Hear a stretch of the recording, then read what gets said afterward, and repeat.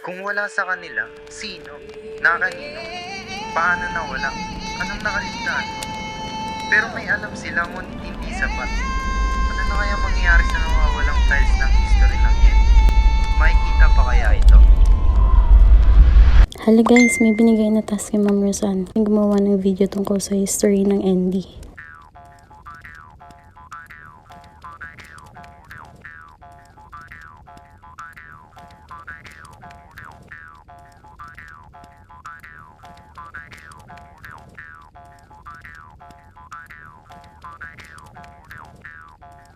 Anong nangyari noong 1982? Ano? Wala akong kinalaman dyan. Ang alam ko lang, nagsimula mag-over ang PUP na Bachelor in Science in Nutrition and Dietetics noong 1982. Noong 1982, ang BSND ay nasa ilalim ng pamahala ng College of Business Administration and Cooperatives o CBAC. Matapos ang unang 4 na taon nito, ay nakapagtapos ang unang batch ng BSND. Isang part-time instructor noon ang nagsimula ng pagbibigay ng mga libreng review classes para sa mga ND graduates noong taong 1987 hanggang 1990, kung saan ito ay naging malaking tulong para sa pagpapabuti ng performance ng mga graduates sa board exams. Siya ay si Dr. Adela Hammurabi Ruiz na naging head ng Department of Nutrition and Dietetics noong Oktubre taong 1991.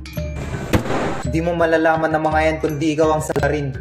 Ikaw, may nalalaman ka ba? Sabihin mo na.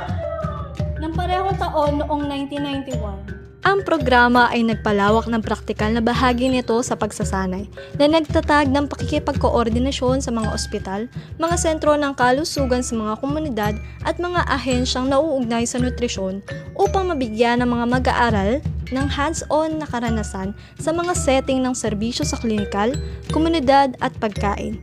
Dito nabibigyan ng mga mag-aaral ng kurso ng mga actual na pagsasanay upang maihanda sila para sa kanilang naising larangan sa hinaharap. Taong 1993, ang Department of Nutrition and Dietetics ay inilipat sa bagong likhang College of Science. Marami na pala kayong nalalaman eh. Umami na kasi kayo para matapos na to. Nakahirapan nyo pa ako. Pero hindi nga talaga kami yung kumuha. Pagtingin namin dun, wala na yung files. Maniwala po kayo! Kailan yung huli nakita pumasok sa faculty? Sino pang pagbibintangan ko? Marami ang grupo namin. Hindi lang kami mga estudyante ni Ma'am, pero hindi lang ngayon ang alam namin. Sa pagpasok ng 2000, isang master's program sa Nutrition and Dietetics ay pinakilala bilang option sa pagtatapos ng mga mag-aaral na naghahanap ng advanced na edukasyon at pagdadalubhasa sa larangan noong 2002. Makalipas ang ilang taon, ang curriculum ng Bachelor of Science in Nutrition and Dietetics noong 2005 ay sumailalim sa isa pang rebisyon upang isama ang mga umuusbong na paksa tulad ng sports nutrition, culinary arts, at sustainable food system. Taong 2010, nang pinaghusay ng programa ang bahagi ng pananaliksik nito, na hinihikayat ang mga guro at mag-aaral na makisali sa mga programang pananaliksik na tumutugon sa kontemporaryong nutrisyon at mga isyu ng kalusugan ng publiko sa Pilipinas. 2018 naman na ang programa ay nagpakilala ng mga elektibong kurso at mga espesyalisasyon upang payagan ang mga mag-aaral na maiangkop ang kanilang edukasyon ayon sa kanilang mga interes sa career, tulad ng clinical nutrition, community nutrition, or food service management.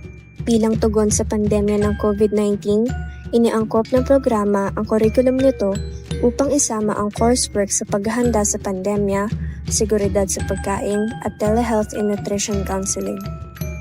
Tandaan, tayo ay mga scholar ng bayan.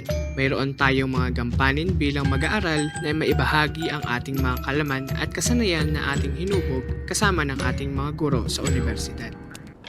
Sa nakalipas na mga taon, ang mga nagtapos ng ND ay mahusay na gumanap sa licensure examination bilang isa sa mga top-notchers at pagiging top 3 performing schools sa Pilipinas, bukod sa kaliwat ka ng mga parangal at pagkilala na ibinibigay ng iba't ibang organisasyon.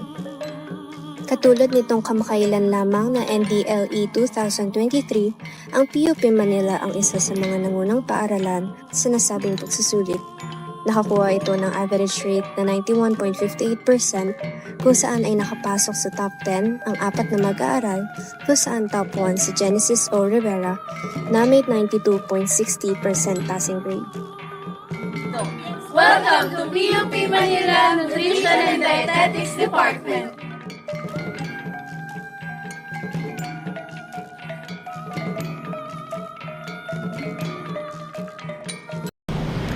Saan nga ba napunta ang nawawalang history files ng ND? Isa nga ba sa 3 estudyante ang salarin? Sino ang tunay na may sala? Sino ang dapat sisihin?